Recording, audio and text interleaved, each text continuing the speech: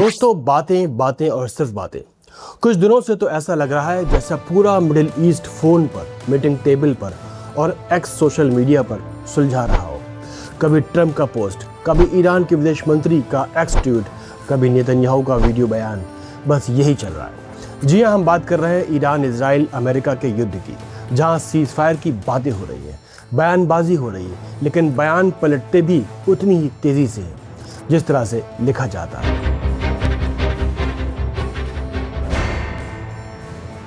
नमस्कार, आदाब, सत श्री अकाल। सबसे पहले लेबनान और इजराइल की बात करते हैं। दोस्तों, 6 हफ्तों तक लड़ाई चली। इजराइल ने लेबनान पे हमले किए, हिजबुल्लाह ने जवाब दिया, लेकिन अचानक ट्रंप साहब ने ऐलान कर दिया, बस हो गया 10 दिन का सीज फायर। 16 अप्रैल की शाम को ये ट्रूस यानी युद्ध विराम शुरू हो गया। ट्रंप ने खुद एक्स ट्रूथ सोशल मीडिया पर पोस्ट किया और कहा कि इजराइल और लेबनान के लीडर से बात हुई, अब शांति की तरफ बढ़ते हैं। ईरान ने भी इसे वेलकम किया, लेकिन शर्त के साथ, क्योंकि पूरी तरह होर्मुज नहीं खुला है, क्योंकि शर्त यही थी क्योंकि लेबनान पर इजराइल हमले बंद करे, और दूसरी बात, ईरान का हिजबुल्लाह साथी भी है। अब इस पर नेतन्याहू का बयान सामने आया। इजराइल के पीएम ने वीडियो जारी करके कहा, मैंने अपने दोस्त ट्रंप के रिक्वेस्ट पर 10 दिन का टेम्परेरी सीज फायर माना है ताकि शांति की बात आगे बढ़े। ये हिस्टोरिक पीस डील का मौका है, लेकिन यहाँ ट्विस्ट ये है कि नेतन्याहू साफ साफ बोले, हम लेबनान से सैनिक नहीं हटाएंगे। साउथ लेबनान में हमारी सिक्योरिटी जोन पहले से ज्यादा मजबूत और बड़ी रहेगी, हम वहां से कहीं नहीं जा रहे। यानी सीज फायर तो तय हो गया, लेकिन इजराइल की सेना अभी भी वहां टिकी रहेगी। उधर लेबनान की तरफ से कुछ वायलेंस की शिकायतें आई हैं, लेकिन अब लोग धीरे धीरे घर लौट रहे हैं, लोग खुश हैं। इस बीच ईरान ने बड़ा कदम उठाया, स्ट्रेट ऑफ होर्मुज खोल दिया।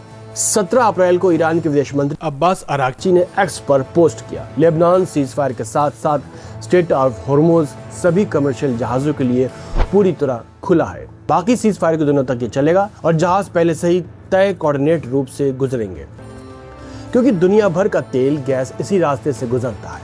इससे बाजार में फौरन राहत महसूस की गई। हालांकि ईरान ने पहले ब्लॉक किया था और अब खोल दिया, क्योंकि लेबनान सीज फायर का सीधा नतीजा बताया जा रहा है। अमेरिका ने क्या कहा? ट्रंप साहब ने तुरंत रिएक्ट किया। उन्होंने लिखा कि स्ट्रेट ऑफ होर्मुज अब पूरी तरह खुला है, बिजनेस के लिए तैयार है, पूरा प्रोसेस चलेगा। लेकिन अमेरिका का नेवल ब्लॉकेट ईरान पर अभी भी पूरी तरह लागू रहेगा, जब तक हमारी डील 100% पूरी तरह नहीं हो जाती। यानी ईरान ने रास्ता खोला, लेकिन अमेरिका ने अपना ब्लॉकेट नहीं हटाया। हालांकि प्रेसिडेंट ट्रंप ने कहा कि प्रोसेस जल्दी पूरा होगा। ज़्यादातर पॉइंट्स पहले से ही तय हो चुके हैं। साथ ही ट्रंप ने कहा कि ईरान से डील बहुत नज़दीक है, इस वीकेंड में बातें और हो सकती हैं। वो लगातार ऑप्टिमिस्टिक लग रहे हैं। इस बीच ईरान की तरफ से और भी कई बयान आए हैं। कुछ ईरानी लीडर्स जैसे पार्लियामेंट स्पीकर ने चेतावनी दी है कि अगर अमेरिका अपना ब्लॉकेट नहीं हटाएगा तो होर्मुज लंबे समय तक खुला नहीं रहेगा। मतलब साफ है, हमने खोला, लेकिन तुम भी कुछ करो। फिर भी ईरान ने कुल मिलाकर सीज फायर का सपोर्ट किया और कहा कि ये यूएस ईरान सीज फायर का हिस्सा है। दोस्तों, ये सब देख के लगता है जैसे सब एक दूसरे से कह रहे हैं कि हम सीज फायर चाहते हैं, लेकिन अपनी अपनी शर्तों पर। ट्रंप फोन पर, पोस्ट पर, मीटिंग में सबको मैनेज कर रहे हैं। नेतन्याहू कह रहे हैं कि ट्रंप के कहने पर माना। ईरान कह रहा है कि लेबनान सीज फायर के चलते खोला, लेकिन कोई भी पूरी तरह पीछे नहीं हट रहा है।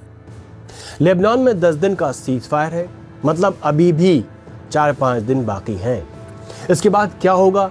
बातें जारी रहेंगी या फिर कुछ नया होगा? क्योंकि होर्मुज के खुलने का ऐलान तो हो गया, लेकिन जमीन पर स्थिति उलझी हुई है। अमेरिका कह रहा है कि नाकाबंदी रहेगी। ईरान की संसद कह रहे हैं कि अगर नाकाबंदी जारी रही तो होर्मुज दोबारा बंद हो सकता है। जहाज कंपनियां अभी भी इंतजार में हैं।